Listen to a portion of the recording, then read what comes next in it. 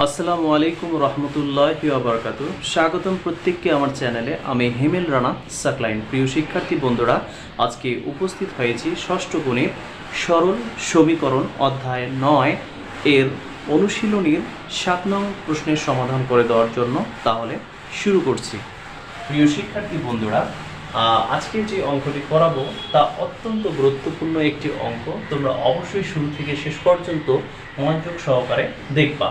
তো প্রশ্নটি হলো, খালি ঘর পূরণ করো। তো এই ধরনের অঙ্ক তোমরা হয়তোবা এর আগে কখনোই দেখো নাই, তাই না? তো এই অঙ্কটা খুবই ইন্টারেস্টিং হতে চলেছে।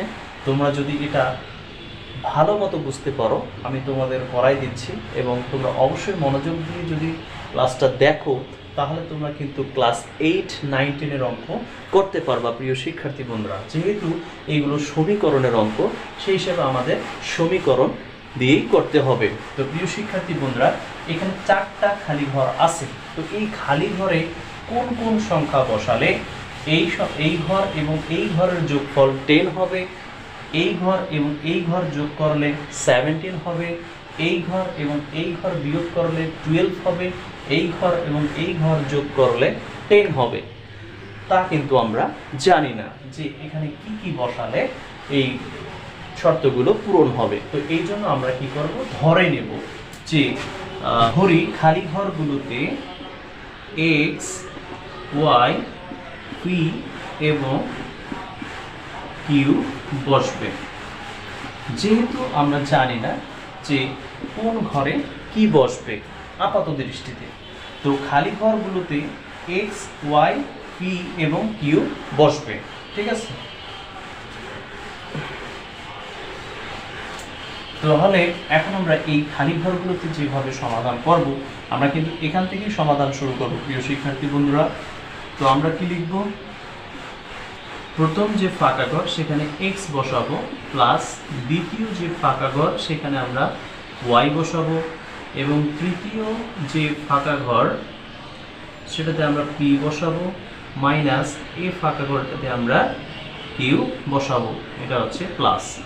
তো এটা এক্স প্লাস ওয়াই যোগ করলে 10 হবে, এক্স প্লাস পি যোগ করলে 17 হবে, পি থেকে কিউ মাইনাস করলে 12 হবে, এবং ওয়াই এর সাথে কিউ যোগ করলে যোগফল হবে 10। তো প্রিয় শিক্ষার্থী বন্ধুরা, এখন আমরা কি করব, এখানে 4টা সমীকরণ তৈরি করব। তো আমরা কি লিখব, যে এখানে আমরা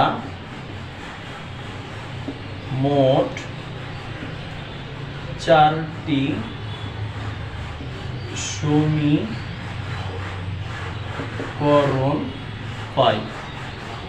এখান থেকে কিন্তু আমরা মোট 4টা সমীকরণ পাবো, যেহেতু এখানে সমান চিহ্নের পরে 4টা মূল আছে, তাই না? 4টা মূল আছে বা 4টা মান আছে, সেই হিসেবে আমরা এখানে মোট 4টি সমীকরণ পাবো। তো সেই সমীকরণ 4টি হলো, প্রথম সমীকরণ x প্লাস ওয়াই সমান হচ্ছে 10, এটা হচ্ছে সমীকরণ নাম্বার 1। এরপরে x প্লাস পি সমান 17, এটা হচ্ছে সমীকরণ নাম্বার 2। এরপরে y প্লাস কিউ সমান 10, এটা হচ্ছে সমীকরণ নাম্বার 3। এরপরে p minus q is equal 12, এটা হচ্ছে সমীকরণ নাম্বার 4। তো এইভাবে কিন্তু আমরা এখান থেকে 4টা সমীকরণ পেলাম। তো প্রিয় শিক্ষার্থী বন্ধুরা, এখন আমরা 1 ও 2 নং সমীকরণ যোগ করব। এখন 1 ও 2 নং সমীকরণ যোগ করি। 1 ও 2 নং সমীকরণ যোগ করি। তাহলে x প্লাস ওয়াই সমান হচ্ছে কত? x প্লাস, আমরা এইভাবে যদি যোগ না করে একবারেই যোগ করি, যে x plus y plus x plus p is equal 10 plus 17। প্রিয় শিক্ষার্থী বন্ধুরা, ভালো করে বুঝো, আমরা x প্লাস ওয়াই এর সাথে x প্লাস পি কে যোগ করলাম, তার মানে 10 এর সাথে আমাকে 17 যোগ করতে হবে। এখন যদি আমরা যোগ করি, x আর x যোগ করলে হবে 2x, প্লাস হচ্ছে y প্লাস হচ্ছে পি ইজ ইকুয়াল, এটা যদি এখন আমরা যোগ করি তাহলে 27 পাবো। তাহলে আমরা এটাকে নাম দিতে পারি যে এটা হচ্ছে সমীকরণ নাম্বার 5। প্রিয় শিক্ষার্থী বন্ধুরা, আমরা প্রথমে 1 ও 2 যোগ করলাম, এখন আমরা 3 ও 4 নং সমীকরণ যোগ করব। 3 ও 4 নং যোগ করি 3 ও 4 নং সমীকরণ যোগ করি। তো 3 নম্বর সমীকরণটা হচ্ছে y plus q plus p minus q. তাহলে 10 এর সাথে যদি আমরা 12 যোগ করি তাহলে হবে কত?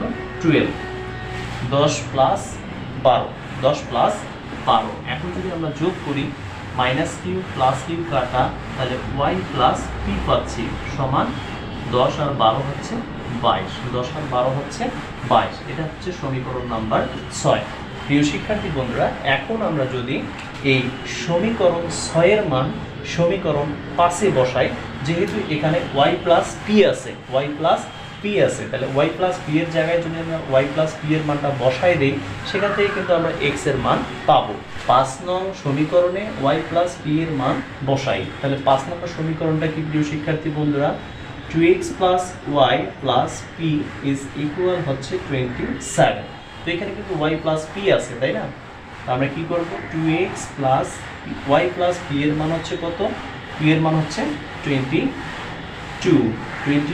Is equal 27। তো এখন 2x এর সাথে এই 22 যোগ অবস্থায় আছে, তাহলে এই দিকে আসলে কিন্তু হয়ে যাবে বিয়োগ। তো আমরা যদি বিয়োগ করি তাহলে বিয়োগ করলে কত হবে? 5। এখন x এর সাথে 2 কি অবস্থায় আছে? গুণ অবস্থায় আছে। তাহলে ওই দিকে যদি আমরা পাঠায় দেই তাহলে কিন্তু ভাগ হয়ে যাবে। আর 5 কে যদি আমরা 2 দ্বারা ভাগ করি তাহলে 2.5 হবে কিনা? তার মানে আমরা x এর মান পাইলাম। এখন এই x এর মান যদি সমীকরণ 1 এ বসাই তাহলে আমরা y এর মান পাবো। আবার সমীকরণ 2 এ বসালে p এর মান পাবো। আবার p এর মান সমীকরণ 4 এ বসালে আমরা কিন্তু q এর মান পাবো। অথবা y এর মান যদি আমরা 3 নং এ বসাই তাহলেও কিন্তু আমরা q এর মান পাবো।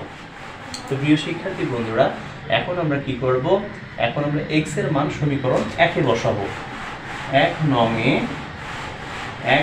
এ x এর মান বসাই। 1 নং এ x এর মান বসাবো x প্লাস y সমান 10। তাহলে এখানে x এর মান আমরা কত পেয়েছি? 2.5 প্লাস y সমান 10।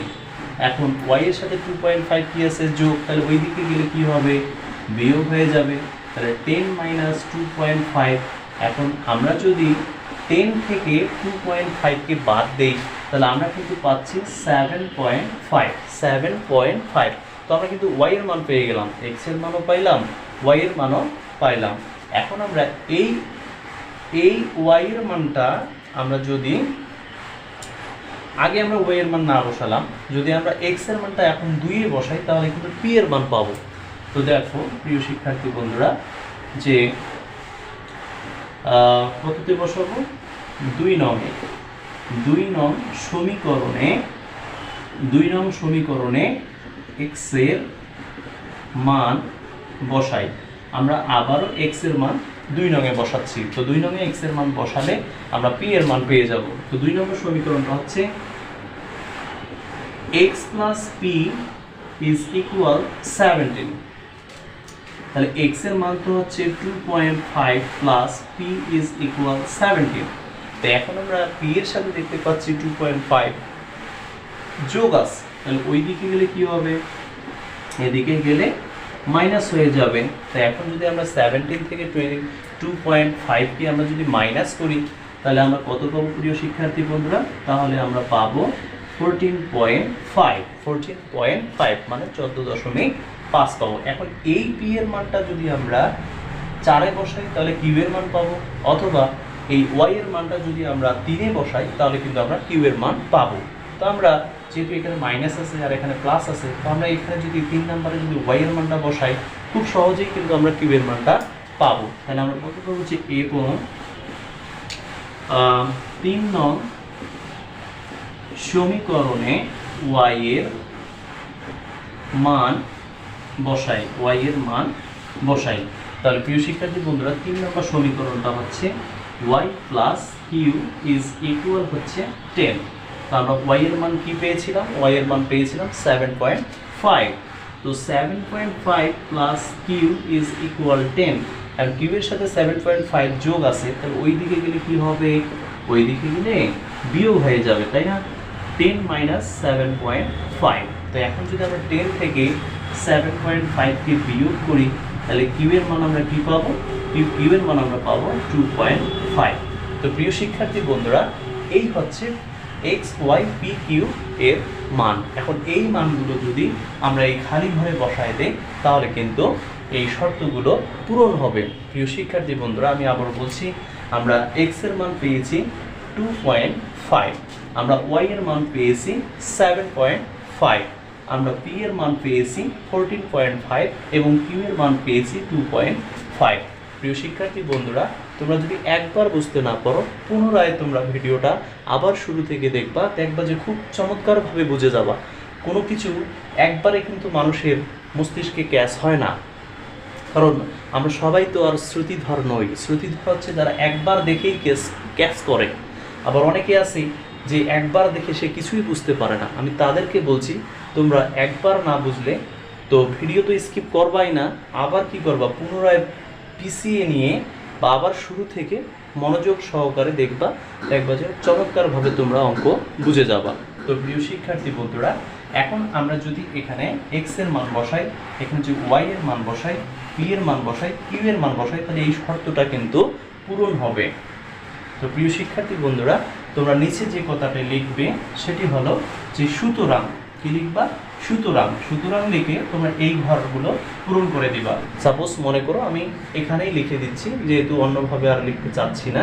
তো এক্স এর মান হচ্ছে 2.5, এরপরে আমি এই ঘরকে ওয়াই ধরছি, তো ওয়াই এর মান হচ্ছে 7.5, এরপরে আমি এটাকে পি ধরছি, পি এর মান হচ্ছে 14.5 এবং কিউ এর মান হচ্ছে 2.5। তো আমরা যোগ করে দেখি, 7.5 এর সাথে যদি 2.5 যোগ করি তাহলে 10 হচ্ছে, আবার 2.5 এর সাথে যদি আমরা 14.5 যোগ করি তাহলে 17 হচ্ছে, আবার 14.5 এর সাথে যদি আমরা 2.5 বিয়োগ করি তাহলে 12 হচ্ছে, আবার 7.5 এর সাথে যদি আমরা 2.5 যোগ করি তাহলে 10 হচ্ছে। তার মানে আমাদের এটি সঠিকভাবে সমাধান করা হয়েছে।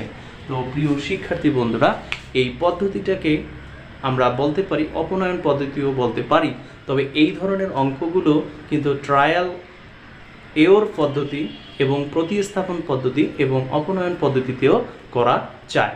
প্রিয় শিক্ষার্থী বন্ধুরা, অবশ্যই তোমরা অঙ্ক প্র্যাকটিস করবা। তোমরা বসে না থেকে খাতা কলম নিয়ে ভিডিওটি শুরু থেকে শেষ পর্যন্ত মনোযোগ সহকারে দেখবা এবং প্রত্যেকটা জিনিস নোট করে নিবা, তাহলে ভুল হওয়ার সুযোগ থাকবে না। তাহলে ভালো থাকবে, সুস্থ থাকবে, দেখা হবে পরবর্তী ক্লাসে। আসসালামু আলাইকুম রহমতুল্লাহি ওয়া বারাকাতুহু।